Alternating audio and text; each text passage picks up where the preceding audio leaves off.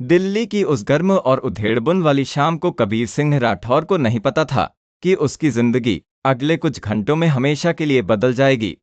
वह चांदनी चौक की उस भीड़भाड़ वाली गली में खड़ा था, जहां से समोसे की तीखी खुशबू, मिठाइयों की मीठी महक और सड़क के किनारे बन रहे कबाबों का धुआं सब एक साथ मिलकर एक ऐसा वातावरण बना रहे थे जो सिर्फ दिल्ली का अपना था। कद काठी में वह लंबा और दुबला पतला था, लेकिन उसकी बाहों की मांसपेशियां रस्सी की तरह चुस्त थीं, जो हिमालय की चढ़ाइयों और राजस्थान के रेगिस्तानों में बिताई गई रातों की कहानियां सुना रही थीं। उसके सिर पर बंधा हुआ वह केसरिया रंग का कपड़ा, जिसे वह पगड़ी कहता था, हालांकि सिख ना होने के बावजूद उसे भीड़ में अलग पहचान देता था। लेकिन सबसे अलग थीं उसकी आंखें भूरे रंग की, जिनमें हमेशा एक खोजी बिल्ली की सी चमक रहती थी, जैसे वह लगातार दुनिया के नक्शे पर कोई अनदेखी गली ढूंढ रहा हो। उसकी चिड़ियां उस वक्त तब उड़ी जब उसके बचपन का दोस्त बिट्टू चौधरी, असली नाम ब्रिजेश चौधरी, लेकिन दोस्ती के लिए बिट्टू ही काफी था, जैसे उसकी कमर के पीछे से प्रकट हुआ। बिट्टू मोटा था, लेकिन सुस्त नहीं। उसका पेट तो बाहर निकला हुआ था, मगर उसके अंदर का दिमाग तीर की तरह तेज चलता था, खासकर कंप्यूटर कोड्स और पुरानी पांडुलिपियों में। उसने कंप्यूटर साइंस में मास्टर्स किया था, लेकिन उसकी असली रुचि थी भूले बिसरे इतिहास में। उसने चांदनी चौक की एक धूल भरी किताबों की दुकान से 100 रुपए में एक ऐसा नक्शा खरीदा था, जिसकी कीमत शायद करोड़ों में थी, बशर्ते वह असली निकला। कबीर, बिट्टू ने हांफते हुए कहा। उसकी सांस इसलिए नहीं फूल रही थी कि वह दौड़ा था, बल्कि इसलिए कि उसकी आत्मा अंदर से जल रही थी। तेरी वाली चाय पी ले, क्योंकि फिर तुझे पता नहीं अगली चाय कब मिलेगी। कबीर ने भौहें उठाईं। जहांगीरी चाय की दुकान वाली? अरे वो तो रोज पीता हूं भाई, इतना नाटक क्यों? बिट्टू ने अपनी पुरानी घिसी हुई जींस की जेब से नक्शा निकाला। वह बकरे के चमड़े पर बना था, छूने में खुरदरा, देखने में ऐसा लगता था मानो आज से जला हुआ हो, लेकिन उस पर लिखी हुई लकीरें और चिन्ह साफ थे। उसमें 3 भाषाएं थीं, ऊपर संस्कृत का एक श्लोक, बीच में फारसी की एक तुक और नीचे एक ऐसी लिपि जिसे बिट्टू डी लिपि कहता था, जिसका कोई अर्थ नहीं निकलता था, सिवाय इसके कि वह किसी अत्यंत प्राचीन सभ्यता की थी। सुन कबीर, बिट्टू ने नक्शा कबीर के हाथों पर खोल दिया और उसके ठीक बीचों बीच बनी एक पहाड़ी के नीचे बने विशाल दरवाजे की तरफ इशारा किया। ये महज नक्शा नहीं है, ये है रावण के समय के सोने के शहर हेमनगरी का रास्ता। वह शहर जिसके बारे में कहा जाता है कि वह जमीन के नीचे पाताल लोक के मुंह में बसा है और हर दीवार, हर पत्थर, हर मूर्ति सोने की बनी है। कबीर को जोर की हंसी आई। वह हंसा तो इतनी जोर से कि सामने वाली गुलाब जामुन की दुकान से पिंकी ने सिर उठाकर देखा। पिंकी शर्मा त्रिपाठी मिठाई भंडार की अकेली बेटी, बोलने में जितनी चटक, दिल में उतनी ही नरम। वह मिठाइयों की तश्तरी लिए हुए बाहर आई।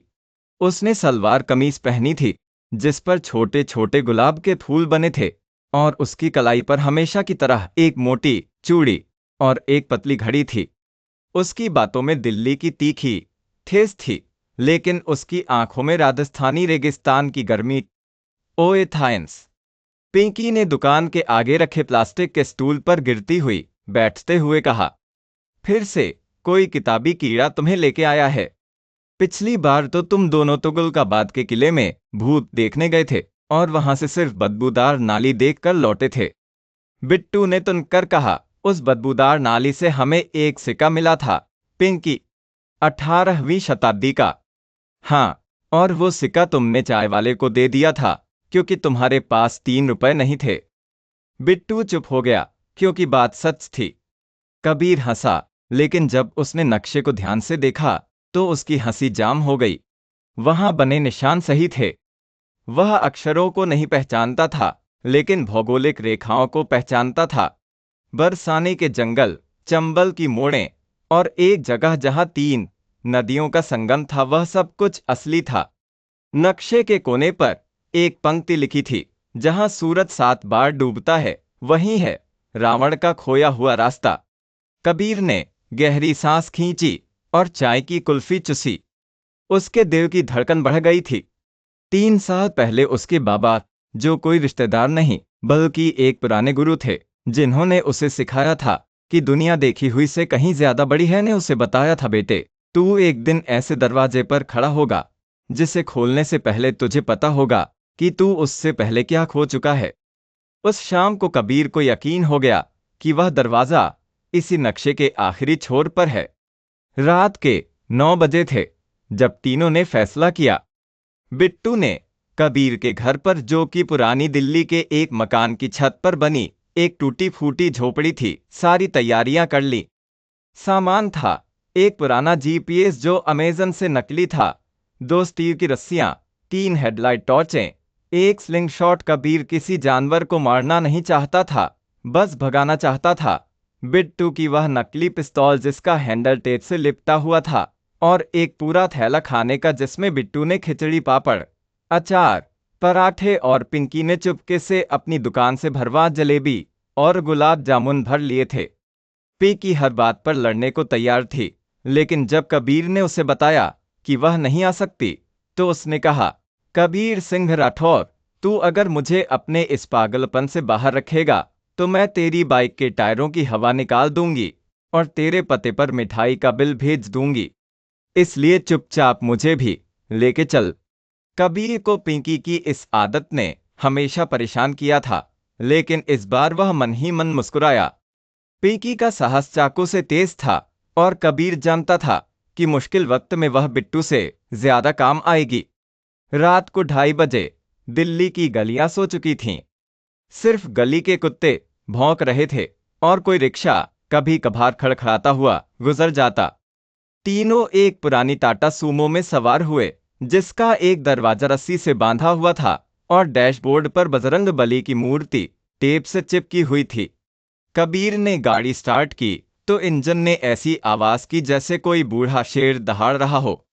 बिट्टू ने नक्शा सीट पर फैलाया, पिंकी ने जलेबी का डिब्बा खोला और तीनों ने अपनी विदा ली, उन 8 मंजिला मकानों की, उन बिजली की बल्बों की और उस जीवन की जिसे वे जानते थे। सवेरे 7 बज रहे थे जब सूरज की किरणें लगातार 7 घंटों की ड्राइव के बाद उनके चेहरे पर पड़ीं। वे अब दिल्ली से 350 किलोमीटर दूर बरसाने के जंगलों के पास, राजस्थान और मध्य प्रदेश की सीमा पर एक ऐसी जगह थे जो किसी नक्शे में दर्ज नहीं थी। आसपास कोई गांव नहीं था, सिर्फ घने साल और सागौन के पेड़ थे जिनकी ऊंची ऊंची चोटियां आसमान को चीर रही थीं। लेकिन सबसे अजीब बात यह थी कि इन पेड़ों में से कुछ से नीली रोशनी निकल रही थी, जैसे अंदर कोई फास्फोरस भरा हो। जब बिट्टू ने अपना हाथ उस रोशनी पर रखा तो उसे गर्मी नहीं बल्कि बर्फ जैसी ठंडक महसूस हुई। कहाँ है प्रवेश द्वार? कबीर ने नक्शा देखते हुए पूछा। अब धूप ने जोर पकड़ लिया था, लेकिन जंगल के भीतर अंधेरा छाया हुआ था। सूरज शायद ही कभी उन घने पेड़ों की छतरी को चीर कर नीचे आता होगा। बिट्टू ने उत्तर देने के बजाय एक बड़े से बरगद के पेड़ की ओर बढ़ चला। वह पेड़ बाकी पेड़ों से बिल्कुल अलग था।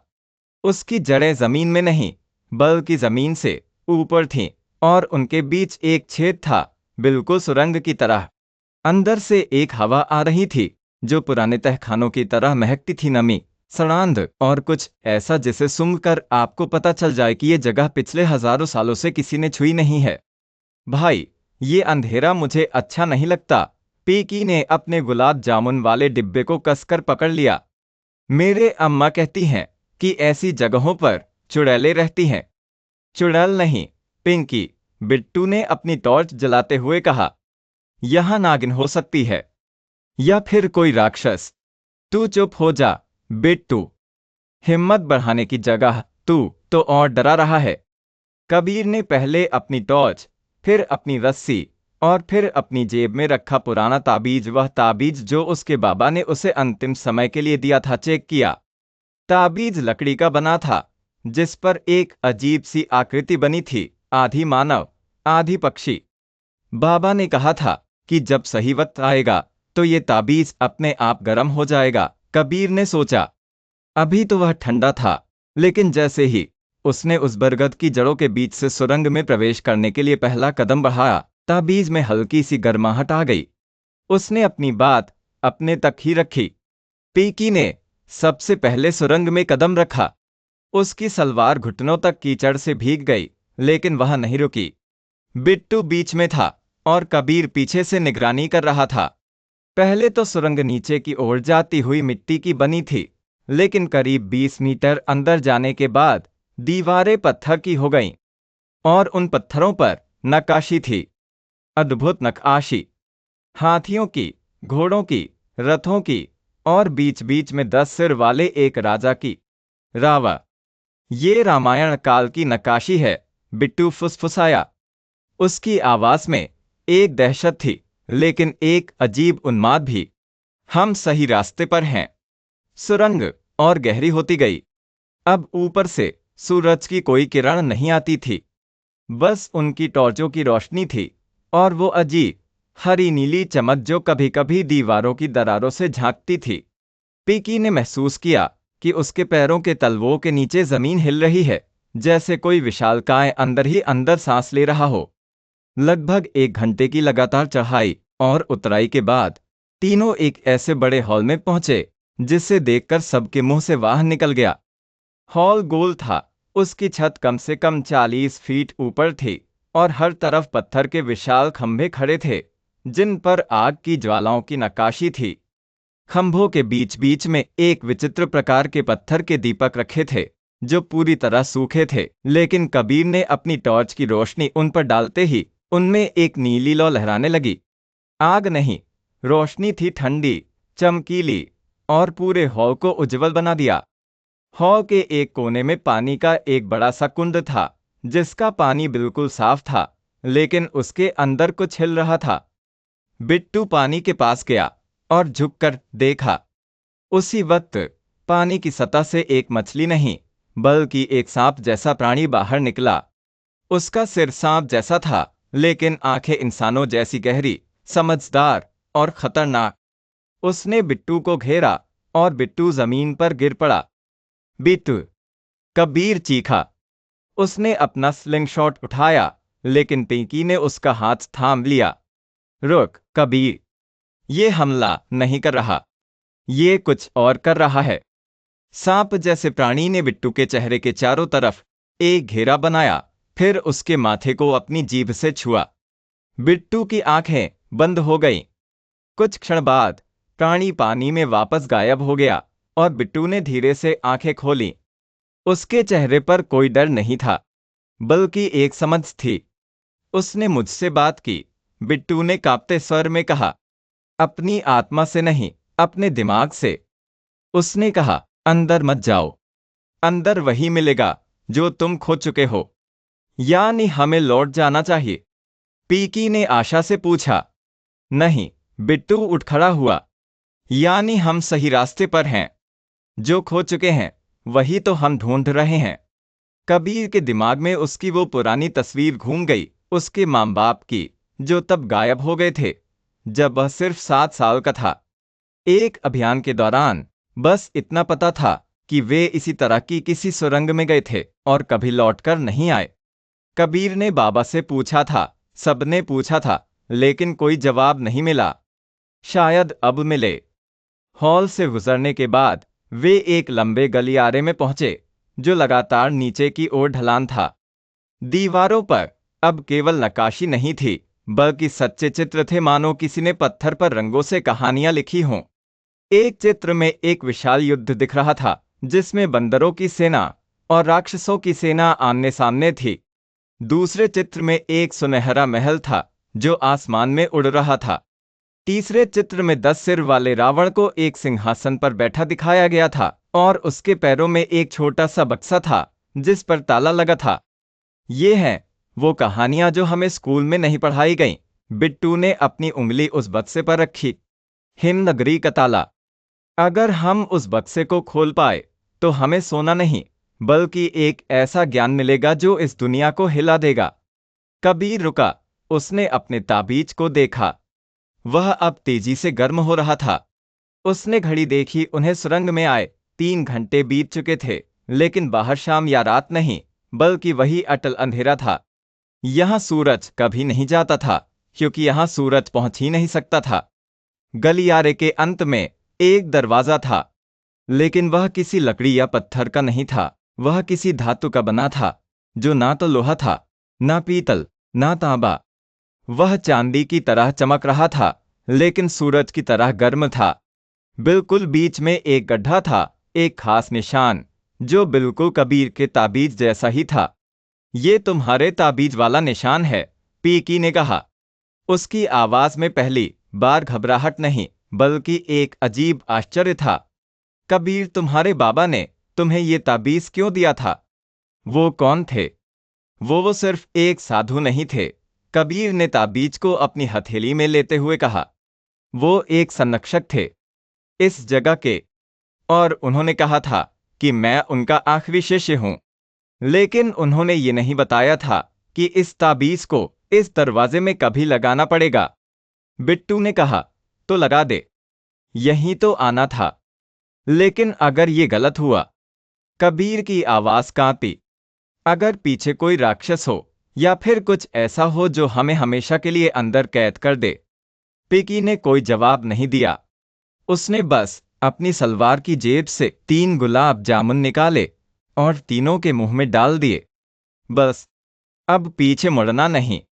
मैं अपने गुलाब जामुन व्यर्थ नहीं जाने दे सकती। कबीर ने मुस्कुराकर ताबीज लगा दिया। जैसे ही ताबीज ने उस जगह को छुआ, हॉल में मानो भूचाल आ गया। सब कुछ हिलने लगा। दीवारों से धूल गिरने लगी। ऊपर से पत्थर के छोटे छोटे टुकड़े टपकने लगे। उनके पैरों के नीचे की जमीन ने एक विशाल आह भरी, जैसे कोई जाग रहा हो जो सदियों से सोया था। और फिर दरवाजा बिना किसी आवाज के खुल गया। दरवाजे के पीछे कोई अंधेरा नहीं था, बल्कि एक ऐसा प्रकाश था जिसने तीनों की आंखें चौंधिया दी। उन्होंने अपनी टॉर्चें बंद कर दी, फिर भी वातावरण रोशन था। वह रोशनी कहां से आ रही थी? ऊपर देखने पर पता चला कि छत पर हजारों छोटे क्रिस्टल लगे थे, जैसे तारे हों, और वे स्वयं प्रकाशित हो रहे थे। और नीचे नीचे वह था जिसके बारे में हजारों सालों से कहानियां लिखी गई थीं। हेमनगरी, सोने का शहर। यह कोई कस्बा नहीं था। यह एक पूरा महानगर था, जो जमीन से कम 100 फीट नीचे फैला था। सड़कें सोने की थीं, लेकिन उन पर कोई गाड़ी नहीं चलती थी। मकान सोने के थे, लेकिन खाली थे। बीचों बीच एक विशाल महल था, जिससे गुंबद इतने ऊंचे थे कि उनकी चोटियां छत के क्रिस्टल तारों को छू रही थीं। महल के चारों तरफ खाई थी, लेकिन उसमें पानी नहीं था, उसमें तरल सोना बह रहा था। सोना पिघला हुआ था, लेकिन उससे गर्मी नहीं, ठंडक निकल रही थी। ये असंभव है, बिट्टू फुसफुसाया। थर्मोडायनामिक्स के हिसाब से पिघला सोना ठंडा नहीं हो सकता। यहाँ कुछ भी थर्मोडायनामिक्स के हिसाब से नहीं है, पीकी ने कहा। देखो, वो क्या है? उसने महल के मुख्य द्वार की तरफ इशारा किया। वहां पत्थर की एक विशाल मूर्ति खड़ी थी। 10 सिर, 20 भुजाएं और एक शरीर जो पहाड़ जैसा था। रावण की मूर्ति। लेकिन मूर्ति की आंखें वे पत्थर की नहीं थीं, वे असली थीं, चमकदार, लाल, खतरनाक। और जैसे ही तीनों ने उसकी तरफ देखा, मूर्ति की आंखें उन पर टिक गईं। और फिर मूर्ति मुस्कुराई, एक ऐसी मुस्कान जिसने उनके दिलों में बर्फ बिखेर दी। कबीर ने पिंकी का हाथ पकड़ा। बिट्टू ने अपनी पिस्तौल निकाल ली, हालांकि वह जानता था कि वह नहीं चलेगी, और तीनों ने पीछे हटने की कोशिश की, लेकिन उनके पीछे का दरवाजा बंद हो चुका था। अब वे हेमनगरी के अंदर फंस चुके थे, एक ऐसे शहर में जहां हर सोने की दीवार उनकी परछाइयां फेंक रही थी, हर गली उन्हें अंदर की ओर बुला रही थी, और हर कोना कोई ना कोई रहस्य छिपाए था। मूर्ति की मुस्कान गहरी हुई, और उसके 10 मुंह से एक ही आवाज आई गूंजती हुई, ऐसी जैसे हजारों सालों की नींद के बाद कोई जागा हो। स्वागत है, कबीर सिंह राठौर। तुम्हारी प्रतीक्षा थी, बहुत दिनों से। बिट्टू और पीकी ने कबीर की तरफ देखा, जो स्तब्ध खड़ा था। उसने कभी रावण की मूर्ति से अपना नाम सुनने की उम्मीद नहीं की थी। तुम मुझे कैसे जानते हो? कबीर ने चिल्लाकर कहा। उसकी आवाज पूरे हॉल में गूंजी, क्योंकि तुम्हारे पिता, उनके पिता और उनके पिता सभी इसी दरवाजे पर आए थे और सभी ने ताला खोलने से इनकार कर दिया था। तुम पहले हो जिसने ताबीज लगाया। मेरे पिता कहाँ हैं? अंदर आओ, पता चल जाएगा। बिट्टू ने कबीर की बांह पकड़ ली। मत जा कबीर, ये जाल है। लेकिन कबीर के पैर पहले ही आगे बढ़ चुके थे। उसके दिमाग में सिर्फ एक बात थी, उसके माँ बाप। 7 साल की उम्र में वह रात, जब उसे बाबा ने बताया था कि वे कभी वापस नहीं आएंगे, वह दर्द, वह तड़प, वह खालीपन, सब कुछ अब उसे रावण के महल की तरफ खींच रहा था। पेकी ने कबीर का दूसरा हाथ पकड़ा। मैं तुम्हारे साथ हूं, थाइम्स। पीछे नहीं हटूंगी। बिट्टू ने गहरी सांस ली, अपनी नकली पिस्तौल जेब में वापस रखी और बोला, बस जहां जाना है, जाना है। लेकिन याद रखना, बीच में भूख लगी तो ये जलेबियां मेरी हैं, किसी और की नहीं। तीनों ने महल की तरफ कदम बढ़ाया। पिघले सोने की खाई के ऊपर एक पुल था, कांच का बना हुआ, पारदर्शी। नीचे तरफ सोना बह रहा था, लेकिन कोई गर्मी नहीं आ रही थी, बल्कि वहां एक ठंडी हवा थी जो उनके चेहरों को सहला रही थी। जैसे ही वे पुल पर चढ़े, कांच के नीचे से चेहरे उभरने लगे, पारदर्शी चेहरे जो दीवारों में कैद थे। उन चेहरों में से कुछ रो रहे थे, कुछ चिल्ला रहे थे, कुछ बस खाली आंखों से उन्हें देख रहे थे। और उन्हीं चेहरों में से एक चेहरा कबीर ने पहचान लिया। वह चेहरा उसकी मां का था। कबीर के पैर जमीन पर जम गए, उसकी सांसें उखड़ गईं। उसने कांच पर हाथ रखा और अंदर से उसकी मां की आत्मा ने उसकी तरफ हाथ बढ़ाया, लेकिन वहां कोई छू नहीं सकता था। वह सिर्फ देख सकते थे। देखो और जलो। तुम्हारे पिता ने भी यही देखा था। रावण की मूर्ति की आवाज फिर गूंजी। उन्होंने यहां अपनी पत्नी को देखा। उन्होंने 2 कदम और आगे बढ़ाए और फिर वे रुक गए, क्योंकि आगे जो था वो उन्हें तोड़ देता। आगे क्या है? कबीर की आवाज फूटी हुई थी। सच्चाई, सीधी सादी, बिना किसी दया वाली सच्चाई। पिंकी ने कबीर को पीछे खींचने की कोशिश की, लेकिन कबीर ने अपना हाथ छुड़ा लिया। मुझे जाने दो पिंकी, मैं 7 साल की उम्र से इस सच्चाई का इंतजार कर रहा हूं। उसने वो कदम बढ़ाया, 1, 2, 3, और फिर वह महल के अंदर था। अंदर कोई सोना नहीं था, कोई चमक नहीं थी। अंदर एक साधारण सा कमरा था, जिसमें एक मेज, 2 कुर्सियां और एक दीवार पर टंगी हुई एक तस्वीर थी। उस तस्वीर में कबीर के माँ बाप थे, साथ में एक छोटा बच्चा था, कबीर खुद। और उस तस्वीर के नीचे लिखा था, वह सफल नहीं हुआ। कबीर स्तब्ध था। यहां कोई राक्षस नहीं था, कोई युद्ध नहीं था, कोई खजाना नहीं था, बस एक खाली कमरा और एक चौंकाने वाली लिखाई। मेज पर एक पत्र था जो सड़ चुका था, लेकिन शब्द पढ़े जा सकते थे। कबीर ने उसे उठाया। यह उसके पिता का था। प्रिय कबीर, अगर तू यह पत्र पढ़ रहा है तो मैंने तुझसे झूठ बोला है। तेरी मां जीवित नहीं है। वो इसी शहर में, इसी महल में रावण के जाल में फंसकर मर गई। मैं उसे बचाने आया था, लेकिन मैं खुद बच नहीं सका। यह शहर कोई खजाना नहीं है, यह एक जेल है।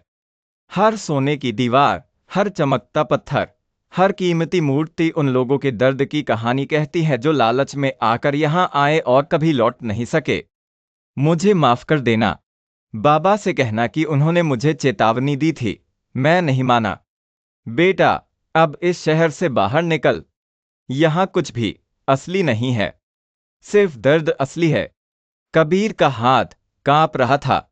उसने पत्र बिट्टू को दिया और बिट्टू ने पढ़कर उसकी तरफ देखा। पीकी रो रही थी, लेकिन चुपचाप।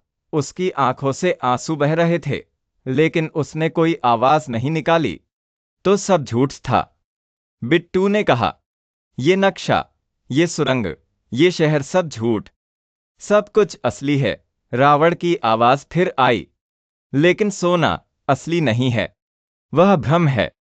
यहाँ का हर दीवार, हर सड़क, हर मूर्ति धोखा है, एक जाल है। उन लोगों के लिए जो मानते हैं कि धरती के नीचे कोई खजाना है। असली खजाना तो ऊपर होता है बेटा, आसमान में, तारों में, लोगों की आंखों में। कबीर ने अपनी आंखें बंद कर लीं। उसके दिमाग में बाबा के शब्द गूंज रहे थे, तू एक दिन ऐसे दरवाजे पर खड़ा होगा जिसे खोलने से पहले तुझे पता होगा कि तू उससे पहले क्या खो चुका है। उसने अपनी माँ का चेहरा फिर से देखा, कांच के नीचे, दूर, अब भी रोता हुआ। लेकिन अब उसने महसूस किया कि वह चेहरा असली नहीं था, वह भी एक धोखा था। असली माँ तो बहुत पहले मर चुकी थी, और असली पिता भी। अब वह अकेला था, लेकिन अकेला नहीं क्योंकि बिट्टू था और पीकी थी। हमें बाहर निकलना होगा, कबीर ने दृढ़ता से कहा। अब उसकी आवाज में दर्द नहीं था, बल्कि एक अलग तरह का संकल्प था। हम इस जाल को तोड़ेंगे। तुम तोड़ नहीं सकते, रावण की आवाज हंसी। सिर्फ इस शहर का संरक्षक ही तोड़ सकता है, और वो संरक्षक हूं मैं। नहीं, कबीर ने अपनी जेब से वो ताबीज निकाला जो अब टूट चुका था, लेकिन उसके टुकड़े अभी भी चमक रहे थे। ऐसा नहीं है, बाबा ने कहा था कि ताबीज संरक्षक को हरा सकता है, और मैं ही अब संरक्षक हूं। कबीर ने ताबीज के टुकड़ों को महल के फर्श पर रख दिया। उसने अपने हाथ उन पर रखे और प्रार्थना की। उसने किसी ईश्वर से नहीं, अपने पिता से, अपनी माँ से, बाबा से प्रार्थना की। और फिर हो गया कुछ चमत्कार। ताबीज के टुकड़ों से रोशनी निकली, लेकिन वह नीली या हरी नहीं थी, वह सुनहरी थी, असली सुनहरी। वह रोशनी पूरे महल में फैल गई, पूरी हिमनगरी में फैल गई। जहां जहां वह रोशनी गई, वहां का सोना पिघलने लगा, लेकिन अब वह तरल सोना नहीं था, बल्कि रेत में बदल गया। सोने की दीवारें मिट्टी की दीवारों में तब्दील हो गईं। चमकीले क्रिस्टल बुझ गए, और रावण की मूर्ति वह चरमराई, फिर टूटी और गिर गई। उसी वक्त कबीर के माता पिता की आत्माएं जो कांच में कैद थीं, आजाद हो गईं। वे उसके सामने आईं, उसे देखा, मुस्कुराईं, और बिना एक शब्द कहे हवा में विलीन हो गईं। पीकी रो रही थी, बिट्टू हाँफ रहा था, और कबीर बस खड़ा था, उस शून्य में देखता रहा। शहर ढह रहा था, उन्हें भागना था। तीनों वापस उसी पुल की तरफ दौड़े, फिर सुरंग की तरफ, फिर उस बरगद के पेड़ की तरफ। धूल, मिट्टी, पत्थर सब गिर रहे थे, लेकिन कबीर ने सबको आगे कर रखा था। पहले पिंकी, फिर बिट्टू, फिर खुद। जब वे सुरंग से बाहर निकले तो पूरा वह इलाका धंस गया। बरगद का पेड़ जमीन में समा गया, सब कुछ खत्म हो गया। तीनों घुटनों के बल गिर पड़े। धूप थी, पक्षी चहचहा रहे थे, हवा में फूलों की खुशबू थी। वे वापस प्रकाश में थे, असली प्रकाश में। बहुत देर तक किसी ने कुछ नहीं बोला। फिर पिंकी ने गुलाब जामुन का डिब्बा खोला। बचे हुए 3 गुलाब जामुन थे, उन्होंने तीनों खा लिए। मीठा था, बहुत मीठा, जैसे जिंदगी हो। बिट्टू ने सबसे पहले मुस्कुरा कर कहा, अब मैं कभी कोई पुराना नक्शा नहीं खरीदूंगा। पिंकी ने कहा, बकवास मत कर, अगले हफ्ते यार तू कहीं और से कोई नक्शा लेकर हाजिर होगा। कबीर चुप था, उसके चेहरे पर आंसू थे, लेकिन उसके चेहरे पर एक अजीब शांति भी थी। उसने अपनी जेब से वह पुरानी तस्वीर निकाली, अपने माँ बाप की। उसे देखा, उसमें वो छोटा बच्चा था। वह बच्चा अब रोता नहीं था, वह बस था। चलो, कबीर ने कहा, मैं तुम दोनों को दिल्ली वापस ले जाता हूं। पिंकी, रास्ते में तेरी दुकान से मिलाई खाएंगे। उसने गाड़ी स्टार्ट की। इंजन ने वही आवाज की जैसे कोई बूढ़ा शेर दहाड़ रहा हो। तीनों सुमो में बैठ गए। पीछे मुड़कर देखा तो वहां सिर्फ जंगल था, कोई सुरंग नहीं, कोई बरगद नहीं, बस एक साधारण सी जगह। लेकिन कबीर जानता था, बिट्टू जानता था, पीकी जानता था कि वे कभी साधारण नहीं रहेंगे। उन्होंने सोने का शहर नहीं पाया था, लेकिन उन्होंने अपने आप को पाया था, और यही असली खजाना था। रास्ते में पिंकी ने झपकी ले ली, बिट्टू नक्शे के टुकड़े उखड़े हुए देख रहा था और कबीर गाड़ी चला रहा था। आकाश में बादल छाए थे और हल्की बूंदाबांदी हो रही थी। कबीर ने अपनी आंखों से पोंछा। अब कोई आंसू नहीं थे, बस एक याद थी और एक वादा कि वह कभी किसी भूले हुए खजाने के पीछे नहीं भागेगा, क्योंकि असली खजाना तो उसके साथ बैठा था। एक दोस्त जो समोसे बांटता था, एक दोस्त जो गुलाब जामुन चुराती थी और एक रास्ता जो उसे घर ले जाता था। वह ठहरकर मुस्कुराया। आखिरकार उसे वह मिल गया जिसकी उसे तलाश थी। बस उसने सोचा था, कहानी का अंत होता है, लेकिन असल जिंदगी में कहानियां खत्म नहीं होती, वो सिर्फ अगले अध्याय के लिए रुकती हैं। और कबीर, बिट्टू और पिंकी के लिए अगला अध्याय शुरू हो चुका था। एक नई सुबह, एक नई उम्मीद और एक नई दिल्ली की गलियां, जहां हर मोड़ पर उनका इंतजार कोई ना कोई नया रास्ता कर रहा था। धीरे धीरे तीनों धुंध में गायब हो गए।